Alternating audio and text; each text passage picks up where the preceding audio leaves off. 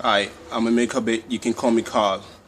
So they say we live in a free world, like what's good for me is good for me, and what's bad for you is bad for you. You can only do good to me if it's alright with you, but is this love? Some will say I've got my mind on my money, and my money on my mind is get it all or nothing. I can only give to the hungry when I'm filled up, but is this love? They say that all is well that ends well as long as I can feel my head swell from the chairs as the crest roll and the cash flows. Though I know that I expose a lot of trash that will condemn the souls of kids from the very beginning. I call it a happy ending. I'm serious. Is this love?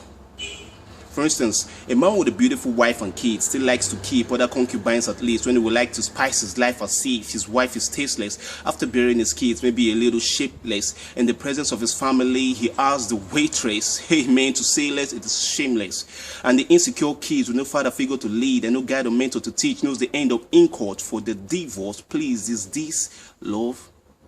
The blind leading the blind, a tribe fights against another tribe, nations rise against nations, father against daughter, child lies to father, and father strikes the child, and child sues the father. Now answer, is this love? We have an explanation to all things, right?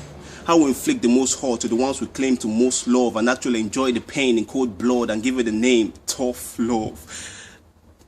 Do unto others what you want others to do unto you. Meaning, if it were up to you and you were in my shoes, would you still refuse to share your home, your room, and your castle with the homeless dude?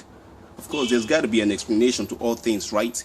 Cover the dustbin so it don't stink, right? Sweep the rubbish under the rug since it just seems right. I'm not the culprit as long as I'm not seen. I'm not the convict as long as I get out scot-free, right? They will get stone cold like Steve Austin spikes and forget our souls goes up to see Christ. Bingo. I think we've got an antidote. Since tomorrow is still unknown, so no need for telescopes and horoscopes. Just follow life in episodes, dig for gold and hit the road. It's your life, so feast alone, drink and smoke till you give up the ghost and decompose. Your soul will float and stand alone before the throne of thrones. There you will know what love is, right? To love is not an adverb or a heartfelt anthem. Love is not a gadget or an item. It's not an aspect of an apartment. It's the actual thing. It is the commandment. 1 John 2 verse 3, by this we know that we are in him, by this we know that we know him, and by this we can be strong and do exploit. By this same love we know to whom we belong, to Satan and unto God, to reign or to burn, to be cast away or to be called.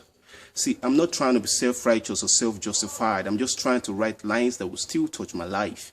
Even the pastors and the ministers that is in church are not exempted from these words, which is, if you love me, you will keep my commandment, and that is love. Thank you.